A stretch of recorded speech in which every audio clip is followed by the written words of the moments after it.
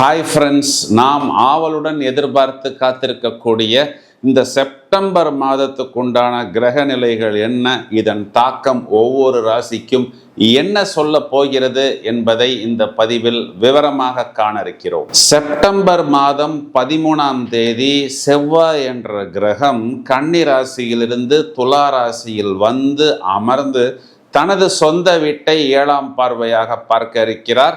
இந்த செவ்வாயை குரு பார்க்க இது குரு மங்கள யோகமாக அமைகிறது.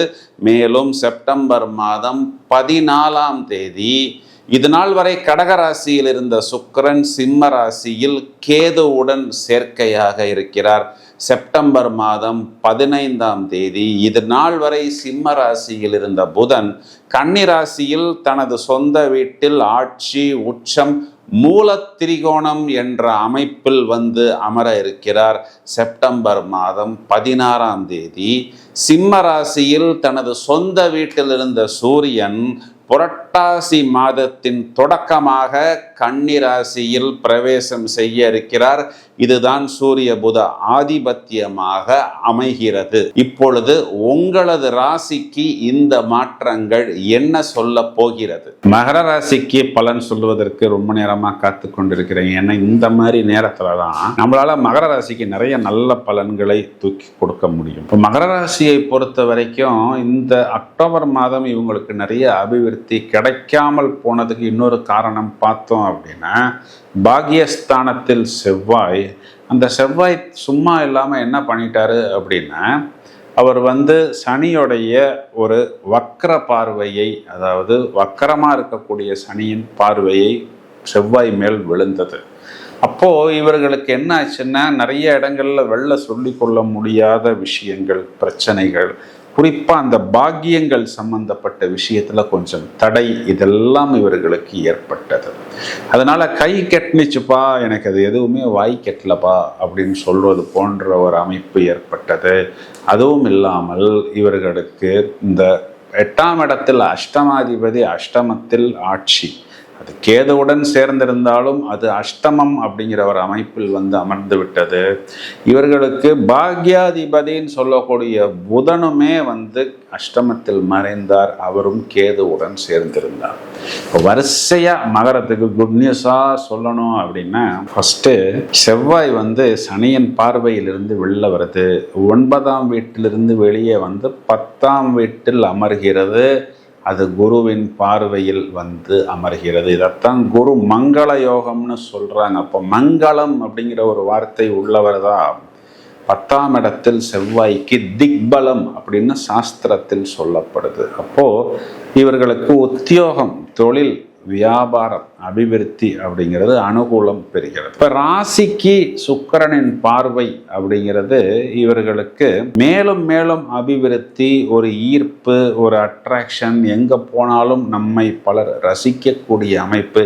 முன்னாடி 7.5 சனியில் நம்மளை எப்படியெல்லாம் அடித்து துவம்சம் பண்ணாங்க, துரத்தி விட்டாங்க, உள்ளுக்குள்ளேயே வராதன்னு சொன்னாங்களே, அவங்களெல்லாம் இப்பொழுது நம்மை கூப்பிட்டு உட்கார வைத்து பேசி நமக்கு உண்டான ஒரு அங்கீகாரத்தையும் மரியாதையும் கொடுக்கிறார்கள் அப்படிங்கிற ஒரு அமைப்பை இந்த சுக்கிரன் அப்படிங்கிறவர் ஏற்படுத்துவார். அதுவும் இல்லாமல் இவர்களுக்கு இந்த குரு மங்கள யோகம்னு நான் சொன்னேன் இல்லைங்களா, இது வந்து பார்த்தோம்னா வெற்றி ஸ்தானாதிபதி சுகஸ்தானாதிபதியை பார்க்கிறார். அப்போ அவர்களுக்கு ஒரு சுகம், கம்ஃபர்ட், வெற்றி, லாபம், தொழில், இந்த அனைத்து விஷயங்களும் பூரண சுபபலம் பெறுகிறது. இது ஒரு பக்கம் இருந்தாலும் இவர்களுக்கு புதன் அப்படிங்கிறவரு இவங்களுடைய பாக்யாதிபதியா வராரு. அவர் சொந்த வீட்டில் ஆட்சி உச்சம் மூல திரிகோணம், திரும்பவும் புதன் அங்கு வருவதற்கு இன்னும் 1 வருட காலம் பிடிக்கும்.